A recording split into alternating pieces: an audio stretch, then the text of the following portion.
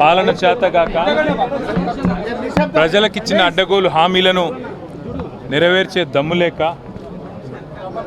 తాము తీసుకునే కమిషన్ల మీద ఇవాళ రాష్ట్రం మొత్తం గగ్గోలు పెడుతుంటే, ముఖ్యంగా రాష్ట్రంలో ఉండే ఈ చిన్న చిన్న వర్కులు చేసుకునే కాంట్రాక్టర్లతో సహా అందరూ చివరికి సెక్రటేరియట్కి వచ్చి ఇది కమిషన్ల ప్రభుత్వం అని చెప్పి 20% కమిషను 30% కమిషన్ అంటూ వాళ్ళు ధర్నాలు చేయడం, చివరికి కాంగ్రెస్ పార్టీ ఎమ్మెల్యేలు కాంగ్రెస్ పార్టీ మంత్రులే ఈ ప్రభుత్వంలో కమిషన్లు లేనిది, పైసలు లేనిది, పర్సెంటేజీలు లేనిది ఏది జరగదు అని నిష్కర్షగా ఇవాళ బహిరంగ వేదికల మీదే చెప్తా ఉంటే ఏం చేయాలనో తెలియక దిక్కుదోచక తమ కమిషన్ల నుంచి ప్రజల దృష్టి మలచడానికే ఇవాళ కమిషన్లని దానికి ఏదో నోటీసులని ఈ ప్రభుత్వం డ్రామా చేస్తూ ఉన్నది.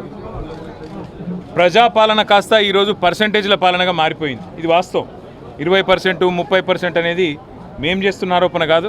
ఇవాళ స్వయంగా కాంగ్రెస్ పార్టీ ఎమ్మెల్యేలు మంత్రులు చెప్తున్న మాట, ఈ రాష్ట్రంలో కాంట్రాక్టర్లు సెక్రటేరియట్లోనే ధర్నా చేస్తే దుస్థితి వచ్చిన మాట వాస్తవం. నేను ఇవాళ రేవంత్ రెడ్డిని ఒకటే అడుగుతా ఉన్నా.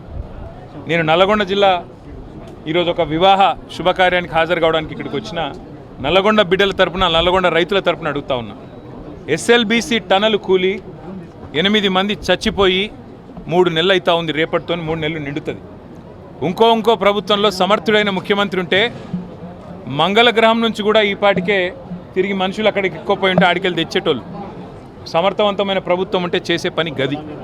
కానీ 3 నెలలు అయితే అసలు ఎస్ఎల్బీసీ టన్నెలు మీ కమిషన్ల ఆరాటంతో, మీ కక్కుర్తితోని ఏదైతే కూలిపోయిందో ఇంతవరకు అందులోంచి శవాలను కనీసం తీసే దమ్ము లేదు. కనీసం ఆ పనుల విషయంలో ఏం జరిగిందో చెప్పే పరిస్థితి లేదు.